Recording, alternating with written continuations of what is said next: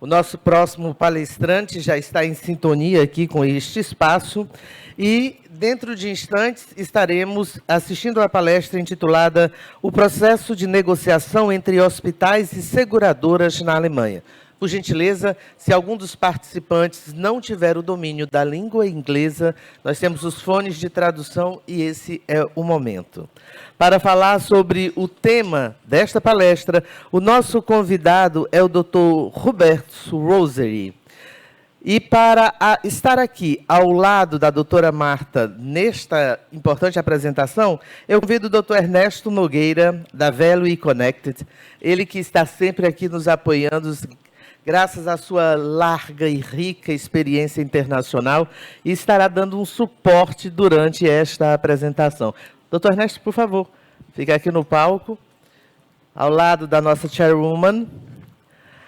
Dr. Hubertus Rosary estudou administração de empresas hospitalares e saúde pública.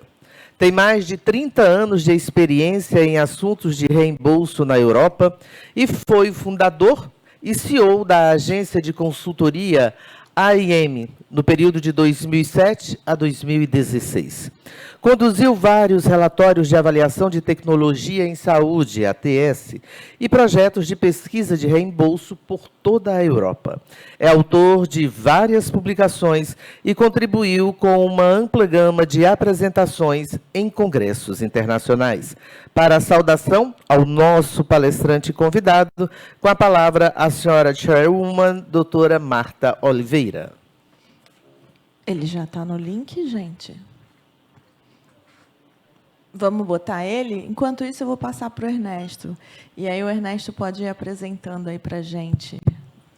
Perfeito. Bom dia a todos. Muito obrigado a Bea, a doutora Helena, pelo convite mais uma vez. Meu nome é Ernesto Nogueira. Pode colocar.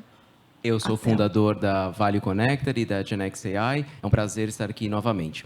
Mas eu estou aqui para falar um pouquinho do Hubertus, um colega meu de já muitos anos. Hubertus é uma das pessoas que eu conheço que mais conhece o sistema alemão. A Alemanha é o principal país europeu em termos de gastos de saúde, em termos de tamanho de mercado de saúde. É um sistema diferente do nosso, é um sistema baseado no modelo de Bismarck. Então, ele é muito interessante no sentido da negociação dos hospitais alemães com as seguradoras lá, que na verdade se chamam seguradoras estatutórias de saúde. Então, uma combinação diferente da colaboração entre empresas privadas gerenciando verbas públicas. Então, realmente é um sistema bem diferente do nosso. Os países bismarckianos seriam Áustria, Alemanha, Suíça, em parte os Países Baixos. Então, é diferente do nosso, mas a parte da negociação é algo que que o Hubertus vai trazer aqui. É uma pessoa que trabalhou, tem PhD, trabalhou como Hospital Controller na Alemanha, que é um dos principais cargos na negociação entre as seguradoras e os hospitais. Então, ele tem uma extensa habilidade, extenso conhecimento. Fiquem à vontade para fazer quaisquer perguntas. E, mais uma vez, muito obrigado à Bea pela oportunidade de estar aqui hoje. Ele caiu. E aí, enquanto ele caiu, Ernesto, acho que você que conhece um pouquinho mais, acho que a gente podia ir adiantando e contando para as pessoas um pouquinho como funciona o próprio sistema de saúde alemão. Assim, eu conheço mais o holandês, mas como que funciona a lógica do modelo? Porque eu acho que isso vai ser importante para todo mundo atender a apresentação dele. Sim, exatamente. No modelo bismarckiano de Bismarck, que foi fundado pelo general Bismarck há muito tempo, o que acontece? A saúde para a Alemanha é um direito básico, assim como é no Brasil. Mas isso muda na questão do financiamento. Então, o que acontece? Não só existe o financiamento do empregador, da empresa, da pessoa, como também do Estado.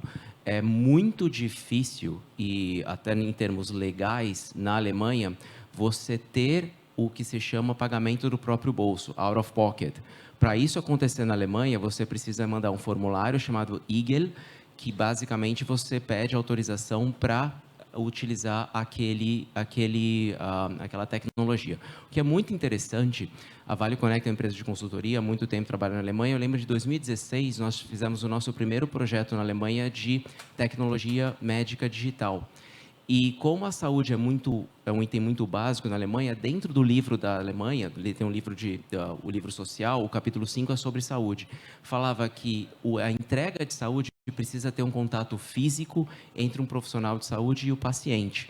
E isso não é necessário quando você está falando de saúde digital. Como a Débora mostrou aqui, os aplicativos de AI, você não está em contato físico com a pessoa. Então, foi interessante que a Alemanha mudou o código deles, de social, que é mais do que a Constituição, para incorporar os produtos de tecnologia médica digitais. E é um mercado que é o principal na Europa, então muita empresa, as empresas vêm à Europa, trazem muita tecnologia para lá, as novidades chegam lá muitas vezes primeiro pelo tamanho do mercado, também pela preparação. Então a Alemanha, apesar de ser um país grande, conservador, ela se adaptou muito rapidamente, olha o Robertus aí, oi Robertus, muito rapidamente a essa evolução. E hoje é referência no mercado para avaliação de tecnologia de saúde digital também com o modelo DIGA, mas isso é uma outra história. Mas o Roberto está aqui. Obrigada, Ernesto. E pode seguir adiante. Boa, ele conseguiu. Então, gente, eu vou passar a palavra para ele, coloquem um fone. Hi, Hubertus, how are you? It's a pleasure to be here with you today. Ernesto was telling us about the model of the German system, and we were learning a little bit more about how you function, and now we are prepared to listen. Can you hear me? Yes. Did you hear me before? Yes? No. Are you? Yeah, so it worked. Yes. Okay. So it's a pleasure to be here with you today. We were listening to Ernesto. He was telling us about the German model. So please be free to begin your presentation. Yeah, if you just have the first slide, and Ernesto told me that he's going to O switch slide. mode, and there's a translator, right? Tá. E o slide?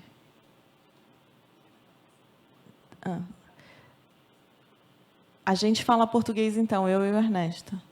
Então, Huberto, estão colocando o slide. Se você quiser começar a sua apresentação, pode começar.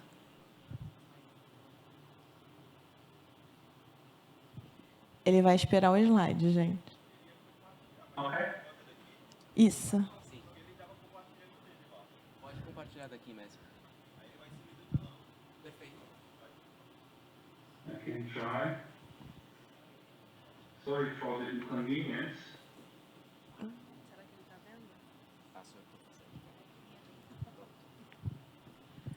Ok, a gente já está vendo seus slides e o Ernesto está conseguindo passar por aqui.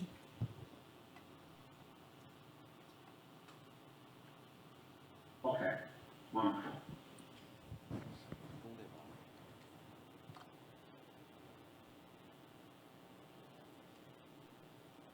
Yeah, so thanks a lot for the invitation.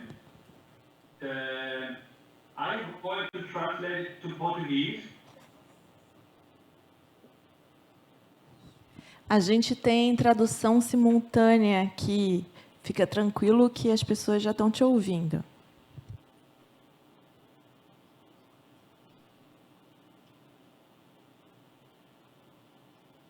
Okay. So the title of the presentation is the negotiation process between hospitals in Germany and insurances in Germany. There is quite a lot to say regarding Germany.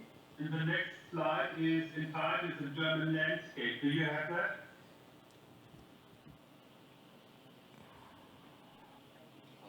Yeah. Sim.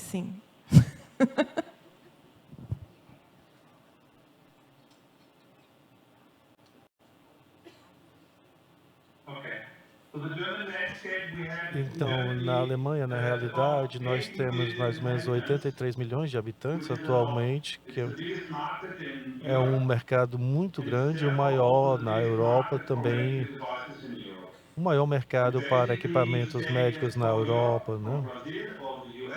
Então, basicamente, se você sair dos Estados Unidos ou do Brasil, né, normalmente você começa com o mercado alemão devido ao número de habitantes. É importante entender que 90% da população da Alemanha tem um seguro compulsório estatutário. Então, nós não temos uma regra para liberalização. Nós temos aqui uma negociação entre hospitais e seguradoras e nós não temos espaço porque nós temos o seguro estatutário obrigatório com esquema oficial. Então nós temos 94 seguros diferentes e o ponto fundamental é que nós temos um hiato entre pacientes internos e pacientes laboratoriais em relação ao esquema de reembolso, né? Bom, eu consigo até ver agora os slides aí onde vocês estão vendo. Então, nós temos 1.620 hospitais. E o importante é saber que nesses hospitais nós temos mais do que 300 mil enfermeiros. Então, a briga por enfermeiros é enorme, porque nós não temos suficientes nos hospitais. Então, os hospitais querem muito ter mais enfermeiros, né? E aí nós contratamos até enfermeiros da Europa Oriental. Cada vez mais enfermeiros da Europa Oriental e da Ásia também para suprir essa ausência, essa falta de enfermeiros. Aqui nós temos caso de 600 bilhões, de 16 bilhões de tratamentos, né? É muito importante aqui entender que nos hospitais tudo é permitido até que seja proibido. Então, o hospital trabalha de acordo, né, com o que é permitido, né? As pessoas não têm dúvida sobre o que é permitido. Porque nós temos esse ato de pacientes internos e pacientes laboratoriais. Para os laboratoriais, você precisa pedir uma aprovação.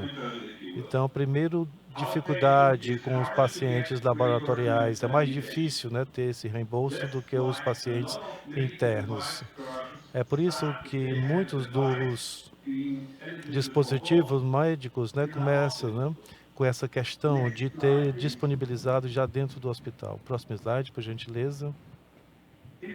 Aqui nós temos as evidências para o reembolso ser adquirido. Aqui na coluna à esquerda você tem as provas e do outro lado, nas linhas, você tem a questão do reembolso. Aí começa com a regulação. Você precisa ter, por exemplo, uma aprovação, como a aprovação do FDA nos Estados Unidos. E depois você tem a cobertura. Será que a gente paga ou será que é totalmente proibido? Para isso, a gente precisa de estudos clínicos e também avaliações e suas revisões. Então, nós precisamos ter um código para identificar o dispositivo médico. Isso é feito através de aplicação. E as aplicações, você vai fazer a aplicação e pedir um código. E o próximo ponto é você ter o pagamento. E esse pagamento também não é negociado, é só calculado por um instituto. Depois a gente vai entrar mais nos detalhes.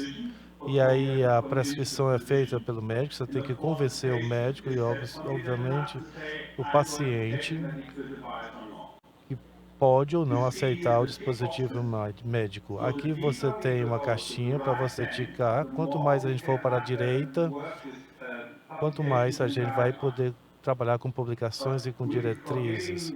Mas, deixando de lado as regulações, a gente precisa de trials randomizados, especialmente os pacientes laboratoriais, que no paciente, como eu disse, é permitido você tomar as providências, a não ser que você tenha alguma preocupação muito grande.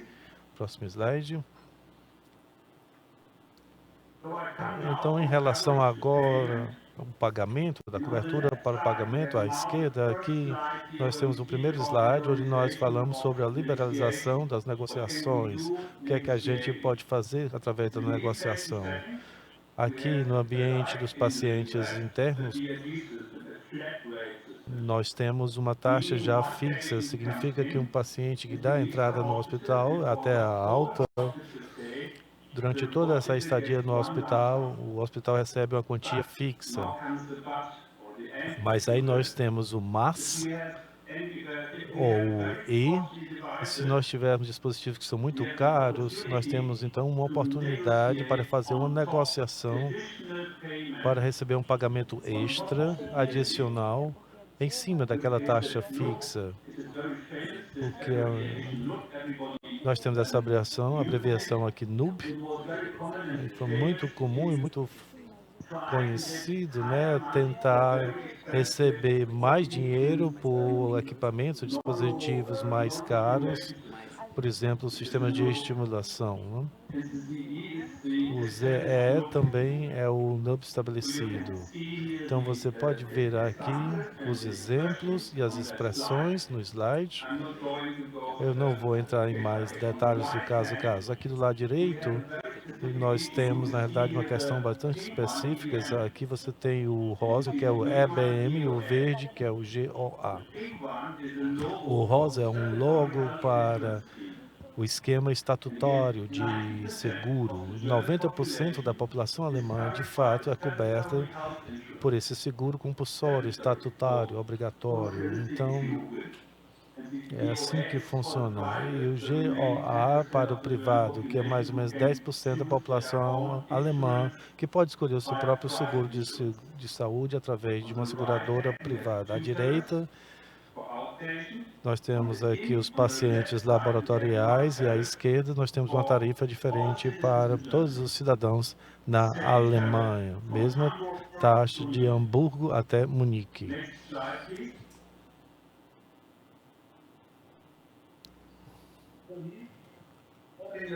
Aqui nós falamos sobre hospitais e para os hospitais nós precisamos de um sistema de códigos.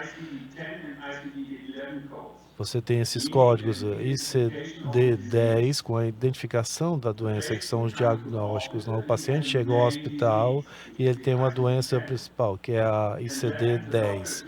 E aí os médicos vão fazer alguma coisa, tomar uma providência, vão fazer alguns procedimentos. E para você ver essa taxa, você pode utilizar o ISD-10 ou um procedimento. Quando nós temos procedimentos que são muito caros, nós temos o OPS para poder fazer a definição do DRG. E o DRG, se você é um valor, se você, na realidade, tenta ter o melhor código para você ter um adicional. E os ICD-10 são utilizados para a definição do valor do DRG. Em cima do RLG, você tem um incremento estabelecido, você tem dois pagamentos, um pelo DRG e o outro para o ZE. Para o ZE, nós precisamos do código de procedimento. E aqui você vê aqui o NUB embaixo. O NUB, na realidade, é quando você tem tecnologias totalmente novas. Então, nós temos muitas inovações no momento e os hospitais podem solicitar uma oportunidade de negociar um pagamento adicional. Isso é muito utilizado na Alemanha e a indústria gosta muito desse esquema, porque eles podem adicionar por um preço mais alto para o dispositivo médico, adicional àquilo que já é pago no DRG. E o NUB, na realidade, nos últimos 15 anos, é um avanço para a nova tecnologia na Alemanha.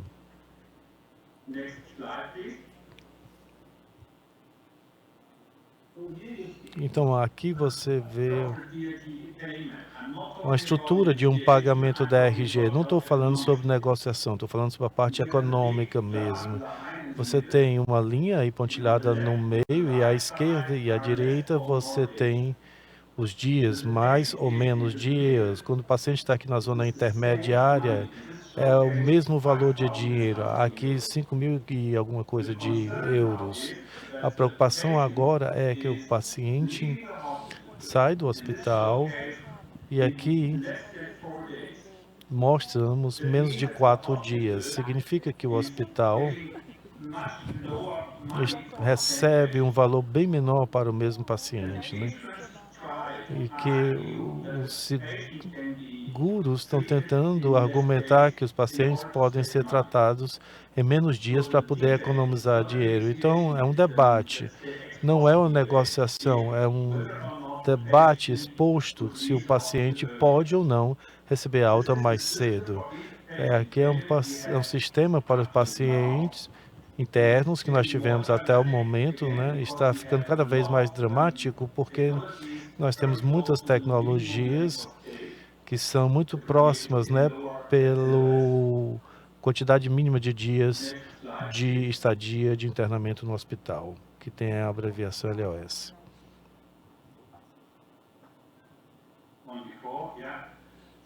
Então, o NUB permite os hospitais a negociar um reembolso individual.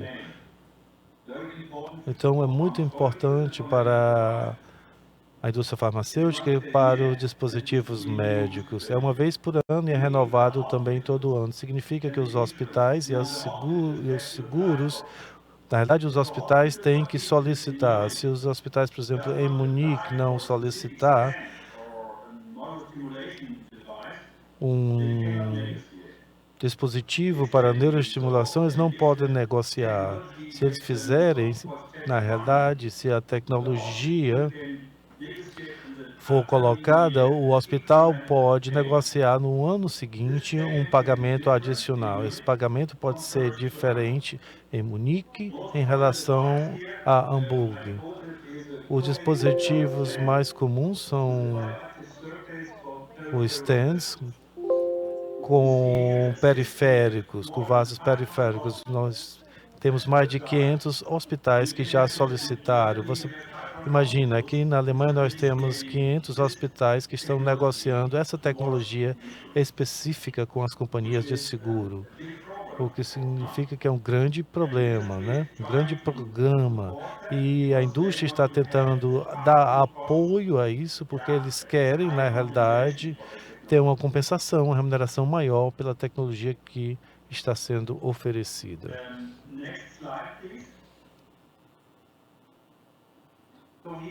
Então, aqui você vê 4 ambientes. E eu gostaria de falar rapidamente, com palavras simples sobre eles, né? Sem complexidade. Primeiro, é aquele DRG que é o clássico. Então, os hospitais recebem um valor fixo pela estadia do paciente durante a internação no hospital. Todos os custos de materiais são cobertos, mas nós temos as possibilidades de um incremental, dizer, é o principal caso que nós temos aqui. O número 2 diz respeito ao que nós chamamos de blendado. Pode ser o caso que o médico ele vem de uma outra instalação e vai utilizar a infraestrutura, porque o médico vem externo, obviamente, o DRG vai ter uma diminuição, porque eles não vão ter que pagar o médico, né? Isso acontece muito, né? É uma indicação de médicos, por exemplo, que tratam aparelhos de respiração. O terceiro ciclo é difícil entender. Eu disse a vocês que nós temos um hiato muito grande entre os pacientes laboratoriais e os pacientes internos. Então, o sistema quer que ambos se encontrem em um ponto intermediário. Isso significa que dentro desse catálogo das operações do paciente, o paciente não é um paciente que vai ficar durante a noite, o paciente pode tratar o hospital pode tratar o paciente em um dia sem que ele precise ficar à noite. Então, esse catálogo é utilizado cada vez mais para, obviamente, economizar dinheiro, porque o sistema quer diminuir os custos, obviamente, né? E o quarto ciclo é o paciente laboratorial, como eu falei para vocês, o paciente ambulatorial.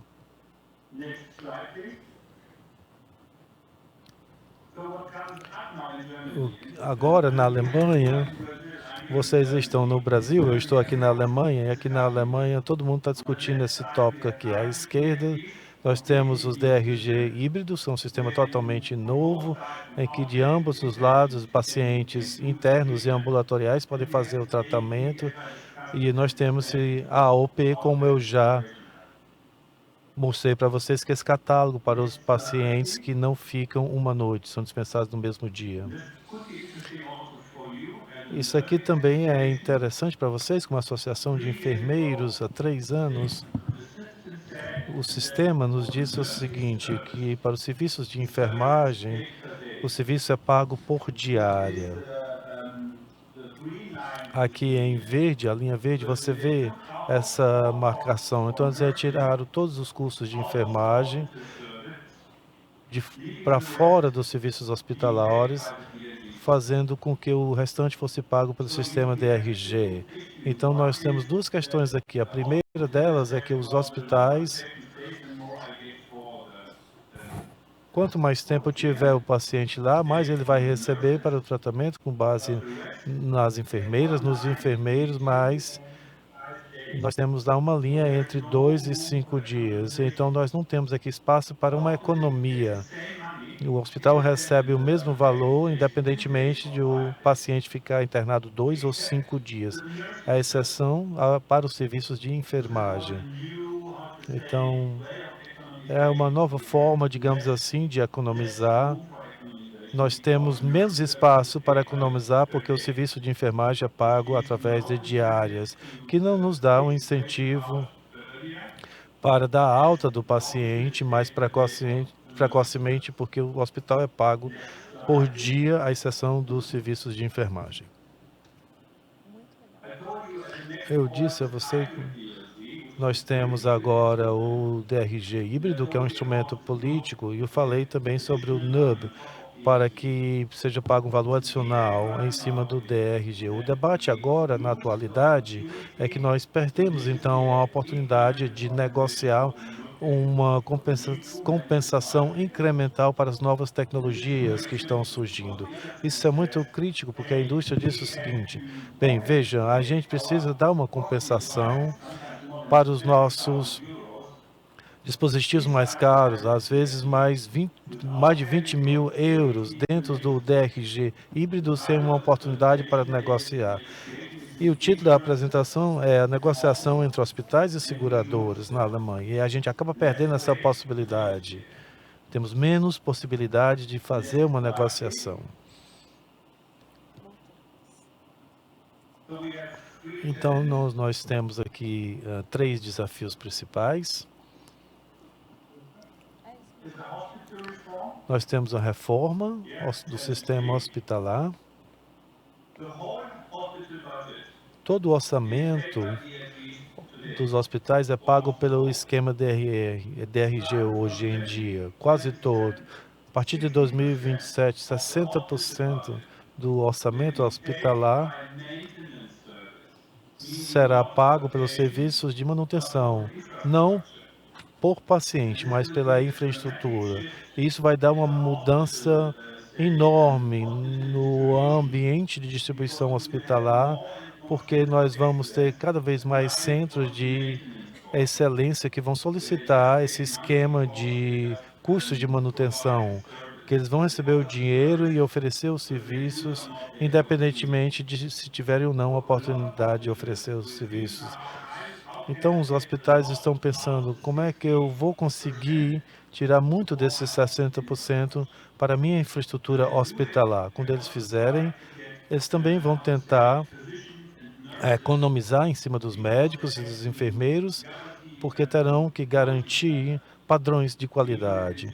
Ou seja, significa que na Alemanha, com essa reforma, a gente vai ter uma mudança muito grande para recursos humanos, porque cada hospital vai tentar contratar mais médicos e enfermeiros para os seus departamentos especializados. Isso vai iniciar em 2027.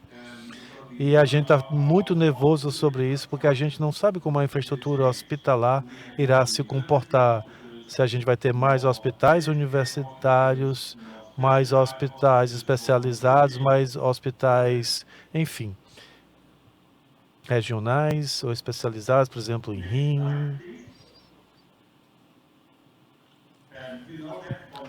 Vocês sabem do sistema americano, também temos no Brasil um programa de gestão para doenças crônicas. Às vezes você pode negociar um pouco na conglomeração de médicos nos hospitais para conseguir valores específicos para esses pacientes que estão envolvidos nessa gestão de doenças crônicas. Você vê aqui o câncer de mama, doenças coronárias também, diabetes também.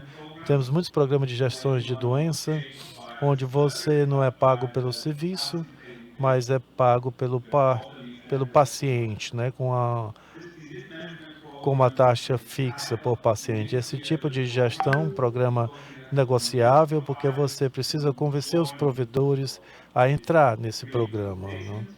Então, os pacientes e os provedores podem escolher, eles não são forçados a fazê-lo.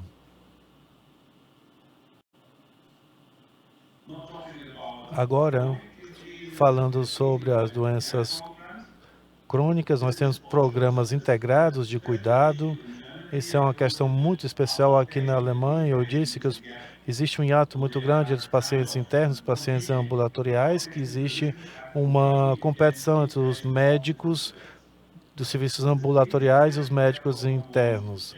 E esse programa quer juntar tudo, integrar tudo, para que a gente possa ter programas muito inteligentes, onde não haja essa competição, para simplificar o pensamento. E agora, no próximo slide, por gentileza, nós vamos ver, aí na conferência de vocês, eu gostaria de conversar um pouquinho sobre uma questão fundamental aqui na Alemanha, porque vocês são uma associação de enfermeiros. Nós temos aqui um tipo separado de seguro, né? Que nós chamamos de seguro do cuidado e não seguro de saúde. Foi introduzido no mercado há 15 anos, em que as pessoas, trabalhadores, têm que pagar uma contribuição para esse seguro específico de cuidado. As pessoas têm mais comorbidade, as pessoas estão envelhecendo e ninguém se importa com eles quando nós não falamos sobre eles, mas só quando nós falamos sobre deficiências. Então, aqui nós temos esse novo seguro mandatório na Alemanha, que dá muito dinheiro para serviços de enfermagem.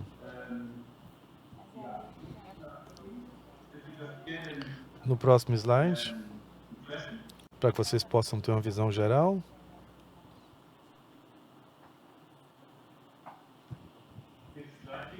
Próximo slide, por gentileza.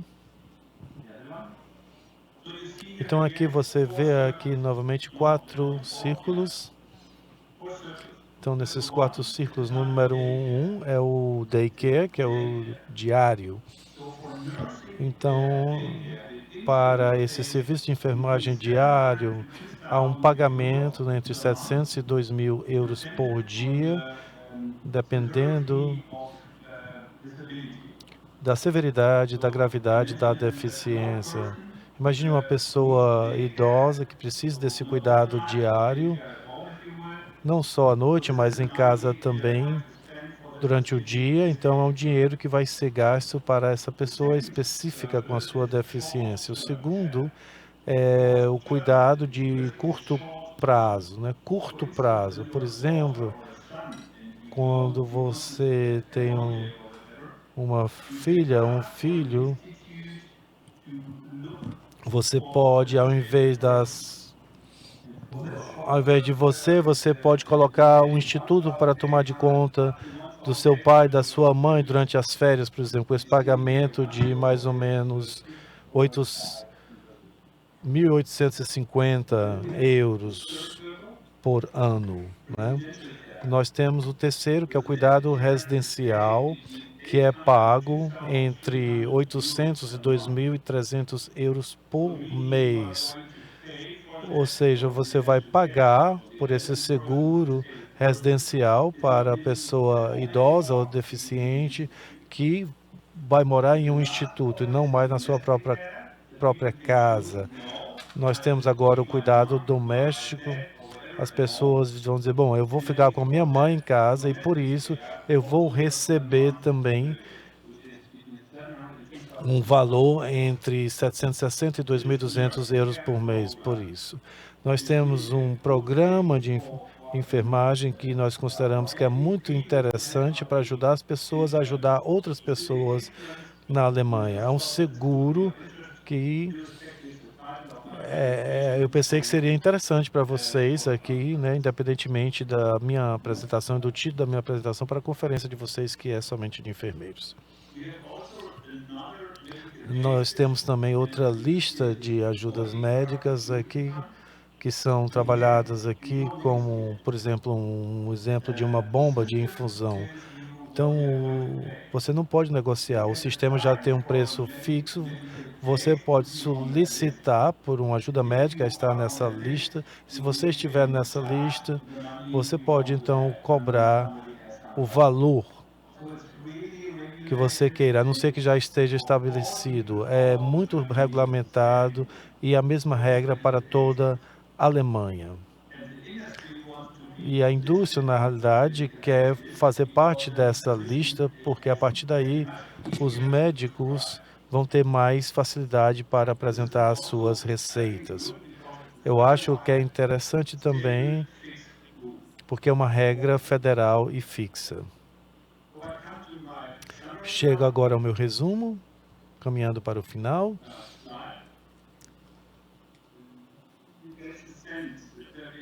Bom, espero que vocês tenham entendido que nós não temos espaço suficiente para fazer uma negociação individual sobre os valores, né?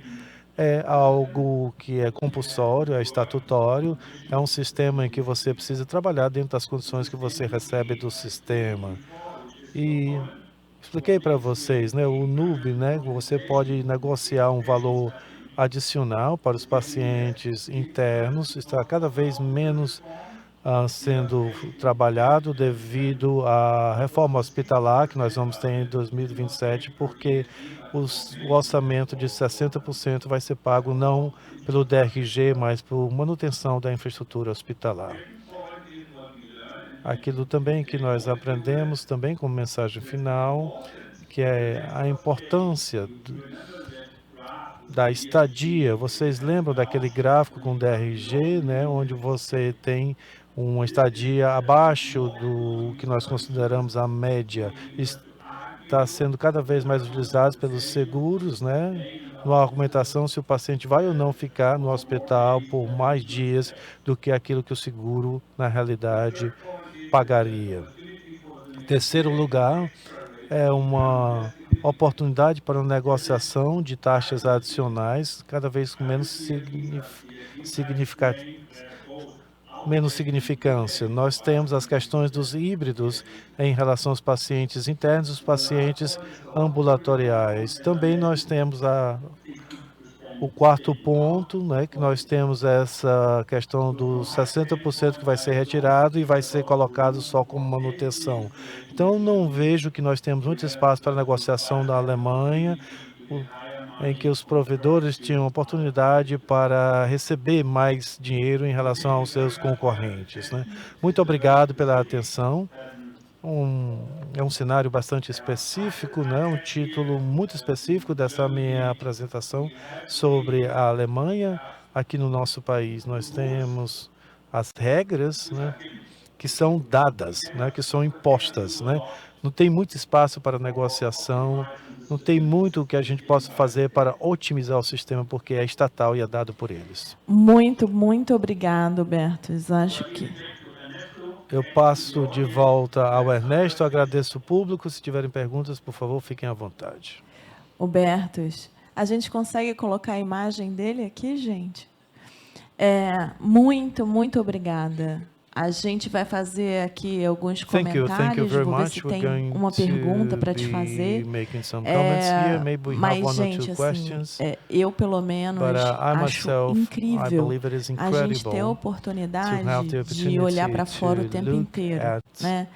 Por quê? Porque a other gente, experiences all the se tem time, um because único benefício da if there gente is ser um just pouco one benefit of atrasado us being a little em bit relação a late alguns with países, respect to some economicamente countries, falando, é economically que a gente speaking, pode is that aprender we can com o que deu learn certo e com o que deu errado. with what Né? was E right se a and gente what tem was esse not único right. benefício, a If gente we only precisa have this aproveitar benefit, esse we can único make the most of benefício. it. Né?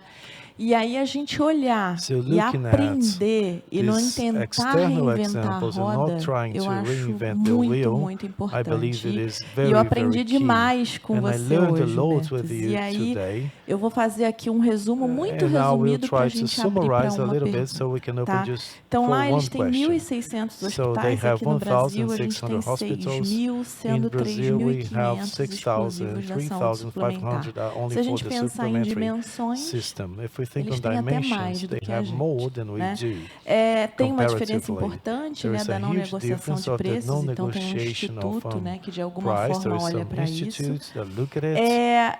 And Vocês enforces it. perceberam So como you o are able DRG here é to see default? like Né? A the gente fica DRG is a aqui default. falando Well, sobre we're speaking como about que a gente pode ter algum how we tipo de can have some padrão sort e a of gente tem nenhum, né? standards, and Então, we don't assim, have eu acho any. que você entender para que So de trying to verdade o understand DRG why the serve, como DRG você is aplica, que é o useful and what it estabelecimento is de applied for, complexidade, não tem which is nada the a ver com o modelo establishment de of a pagamento, a gente complexity, has estava nothing to falando do aqui. with a payment Então, model. por que isso foi So tão why was this importante lá? so important Porque você there? tira o Because normal da frente. you Vocês take the viram ele normal out of the mostrando, way, né?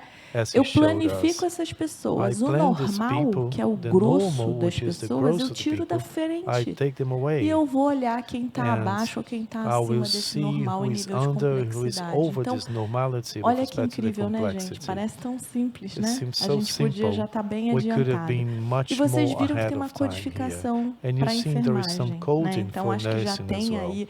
Helena estava aqui lembrando a So gente de que Helena a was gente não está reminding num us evento só de that we're enfermagem, a not gente in está an num event evento only of nursing, we multidisciplinar, are in a mas a multidisciplinary enfermagem event. fora e But, dentro do nursing Brasil, in ela ganha Brazil uma and grande outside importância em has made a termos lot de of tomar a progress. frente de alguns cuidados e de codificações também, né? A gente começa aqui no Brasil a ter um maior uso de CIP, né? De codificações de enfermagem. Então, a gente precisa olhar para isso muito rápido.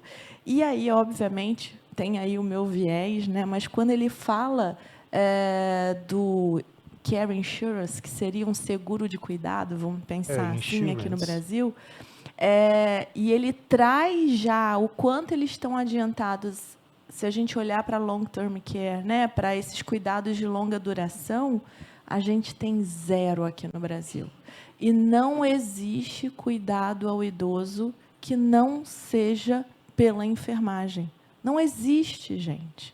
Então, ou a gente entende isso e começa a preparar o país para isso, ou a gente não vai dar certo. Bom, vou abrir uma pergunta para o Hubert, quem é que tem?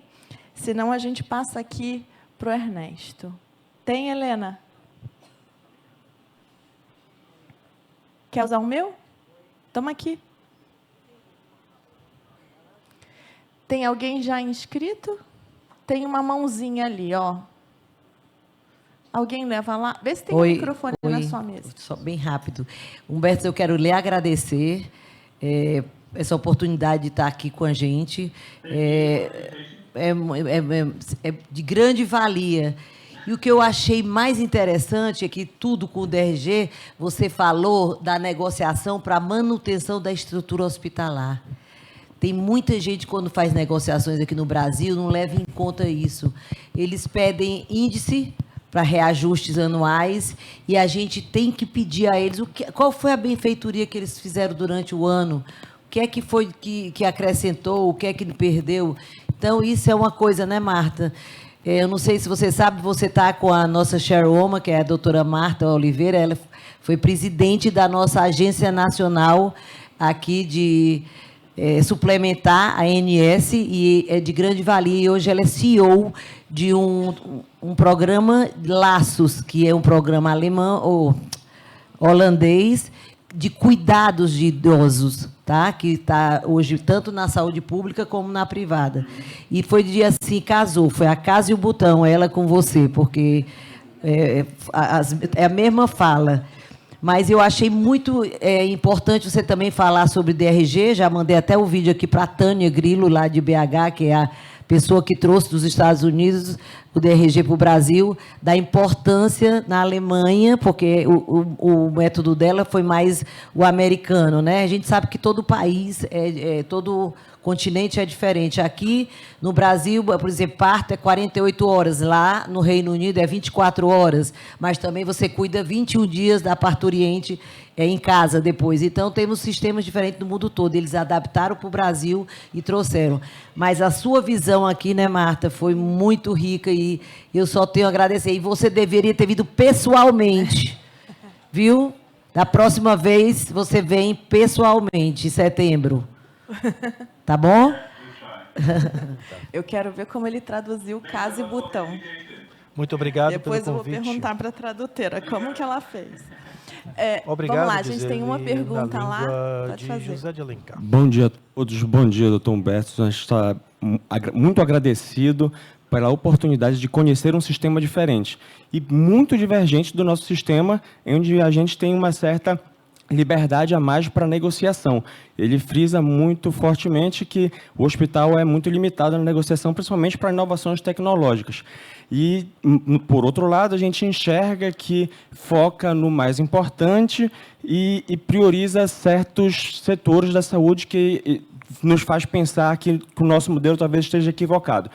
Mas, por outro lado, eu gostaria de perguntar, em relação ao desestímulo à deshospitalização precoce, uma vez que o hospital me parece que fica numa situação pouco vantajosa, no sentido de tanto como não poder negociar, quanto dificuldade em implementar as novas tecnologias, e quando ele é estimulado a fazer com que o paciente fique mais tempo internado para que ele aumente a receita dele.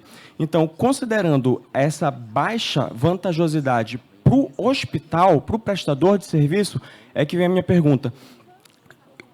Na questão do monitoramento do resultado desse modelo, como que fica a assistência à saúde? Aí, dentro dessa pergunta, desmembro em duas. Uma, o acesso da população à saúde é facilitado? Ele consegue, com facilidade, ter acesso à saúde? E, segundo, a qualidade desse serviço de saúde, tanto para os casos corriqueiros, pensando no DRG, quanto para os casos mais complexos que extrapolam, que precisam de tecnologias outras, na qual o hospital vai ter dificuldade de implementar, considerando que o custo dele vai aumentar sem ter a receita de volta. Então, o acesso e a qualidade são comprometidos ou estão preservados? Viu? Nosso amigo roubou e fez duas perguntas. Agora, pode responder, Humberto, por favor. Yes, go ahead, please. O ponto, na realidade, bom, com certeza, nós temos listas de espera. Às vezes, você tem que esperar até 6 meses para você conseguir, na realidade, um tratamento, uma consulta, né? Na realidade, né, você precisa ter muita paciência, né, durante todo esse período. Você tem uma lista de espera e não é tão fácil assim acessar o serviço. As pessoas estão envelhecendo, além disso. Nós temos menos médicos para o mesmo tratamento. Nós temos pessoas da Ucrânia que são refugiadas. As pessoas estão envelhecendo. Ou seja, você tem o mesmo pessoal para tratar cada vez mais pessoas. Isso é uma grande preocupação nossa aqui. E também, como você falou, nós temos uma pressão enorme dos pacientes para dispensar os parciais cada vez mais precocemente, para dar alta. Isso é uma preocupação em relação à qualidade, porque não dá simplesmente para fazer o monitoramento, né, de pessoas que estão sofrendo com suas condições e doenças. Eles são simplesmente liberados, né, e tem um acompanhamento ambulatorial e às vezes não é muito bom, porque você não tem pessoas suficientes para fazer esse monitoramento. Então, certamente, a qualidade está sendo prejudicada. Ok? Obrigado, Bertos. Thank you. Olha, antes da gente passar aqui para o Ernesto, eu vou te agradecer de novo, em meu nome, em nome da BEA, em nome de todo mundo que está aqui na plateia. Foi excelente. Acho que vai abrindo aí a nossa mente para as nossas necessidades, para outras possibilidades. Muito obrigada mesmo, e aí eu vou reforçar o convite de Helena para você estar aqui com a gente em setembro, viu? Ernesto, por favor. Obrigado. Eu vou falar bem brevemente. Robertos, muito obrigado pela sua participação. Para todos vocês saberem, o Robertos é mais brasileiro do que parece, porque eu já levei cachaça para ele experimentar, ele gostou. Então, ele realmente faz parte da nossa equipe. Eu estou vendo ele rindo, agora foi traduzido para ele. Mas uma coisa que eu quero destacar do sistema alemão, e Roberto, por favor, fique à vontade para comentar bem rapidamente, a separação que eles fazem entre avaliação clínica e avaliação econômica. A avaliação econômica, a negociação de preços, não entra na mesa, não entra em pauta até que se prove a efetividade clínica ou eficácia clínica da tecnologia. Uma vez que isso é aprovado, não é que a negociação fica difícil. Como o Roberto falou, existem menos vias de negociação, mas primeiro você precisa provar que aquela tecnologia realmente traz o benefício esperado. Mas muito obrigado, Roberto, enriqueceu muito a todos nós aqui. Mais uma vez, em nome da Beth, agradeço e espero que a gente possa se ver em breve. Roberto, só um minuto, você vai bater uma foto com a gente aqui no painel para encerrar aqui essa mesa, viu? Só um minuto. Obrigada. A gente vai para o painel, vem.